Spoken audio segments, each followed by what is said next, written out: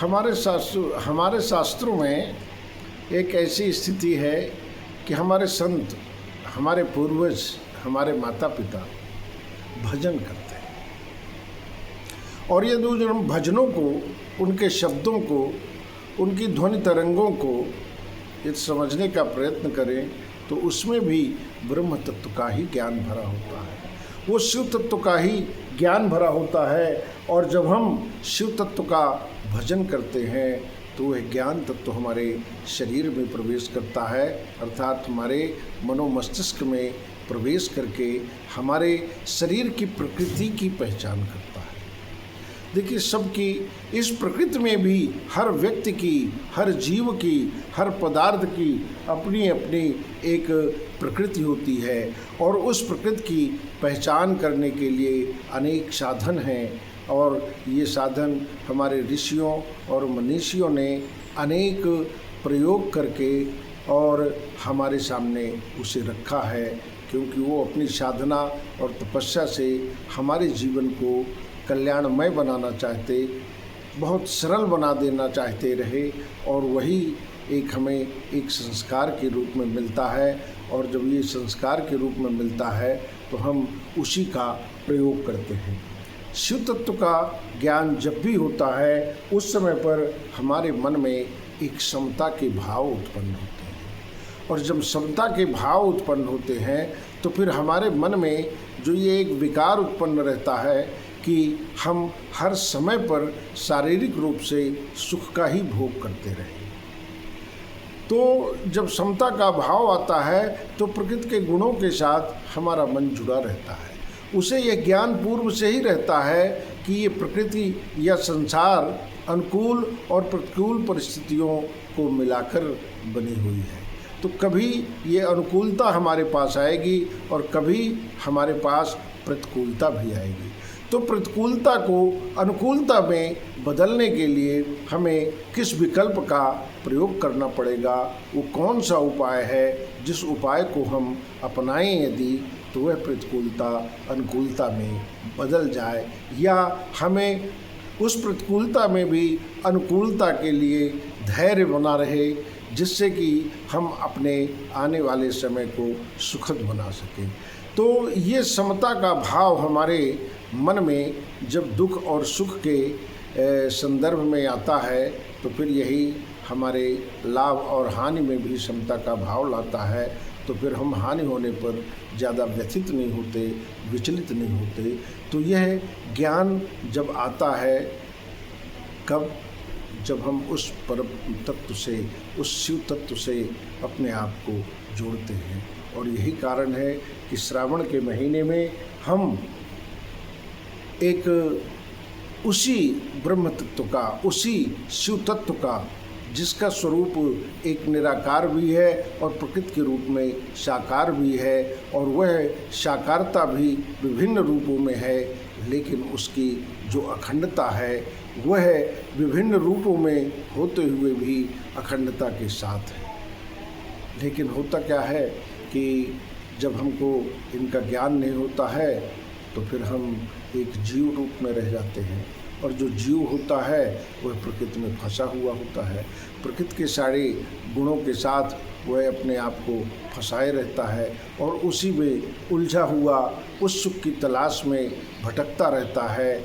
और अंधेरे में चलने वाला व्यक्ति जैसे कोई रास्ता नहीं पाता है, वैसे ही अज्ञानता में चलने वाला यह हमारा जीवन भी एक उस प्रकाश में, उस ज्योतिर्मय स्वरूप को या पथ को नहीं पाता है, और भटकते भटकते अपने इस प्रकृति के स्वरूप में ही लय हो जाता है।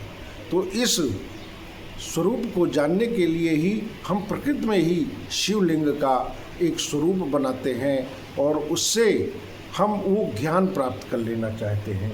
और जब शिव तत्व का स्वाध्याय हम करते हैं या श्रवण शक्ति के द्वारा, श्रवण शक्ति जो हो वे प्राप्त होती है, वो कहाँ से होती है? हम किसी सत्संग स्थल में जब जाते हैं तब हमें वह शक्ति प्राप्त होती है। और जब श्रवण शक्ति प्राप्त होती है तो मन के अंदर उसका चिंतन होता है, मनन होता है, और मनन होने के बाद फिर हमें एक मार्ग दिखाई देता है। ये जो शिवलिंग का हम निर्माण करते हैं वो क्या है? वह ज्योतिर्मय स्वरूप है भगवान शिव का। एक दिन चर्चा हुई थी कि भगवान ब्रह्मा और विष्णु के बीच जब श्रेष्ठता का अभिमान हुआ था, उस श्रेष्ठता के अभिमान को नष्ट करने के लिए भगवान शिव ने यह एक ज्योतिर्मय लिंग स्वरूप स्थापित किया था। हमें अभिमान कब होता है? निश्चित रूप से अभिमान है यदि किसी वस्तु का, किसी पदार्थ का, या हमारे पास जो कुछ संग्रह है उसका, या शरीर का, तो ये मान लेना चाहिए कि हम अज्ञानता की स्थिति में हैं। हम श्रेष्ठ तो हैं ही नहीं।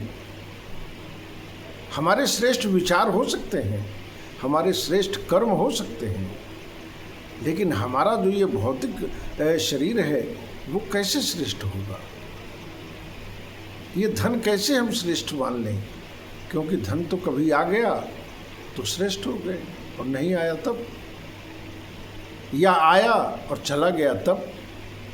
तो हमें इस संसार में कोई भी ऐसी वस्तु नहीं है जो सदा शाश्वत स्वरूप में हमारे साथ बनी रहे। इसीलिए श्रेष्ठता का अभिमान हमारे मन में नहीं होना चाहिए, और जब ऐसा होता है तो हम फिर भटकते रहते हैं। और उसी ज्योतिर्मय स्वरूप को हम जब भगवान शिव का लिंग निर्माण करते हैं तो हम उस भगवान शिव के प्रकाशमय ज्ञानमय स्वरूप को देखना चाहते हैं, अपनी अज्ञानता को समाप्त करना चाहते हैं, अपनी जीव आत्मा या जीव स्थिति को समाप्त करके उस परमात्मा की उस विराट स्वरूप में अपने आप को समाहित कर देना चाहते हैं। अब क्या बताएं, कभी कभी तो ऐसा भी होता है कि लोगों के बीच में जब बैठते हैं तो लोग आत्मा और परमात्मा को भी अलग बताते हैं। आत्मा और परमात्मा, जब हम आत्मा को जान लेते हैं तो फिर परमात्मा हमसे दूर नहीं रह जाता है।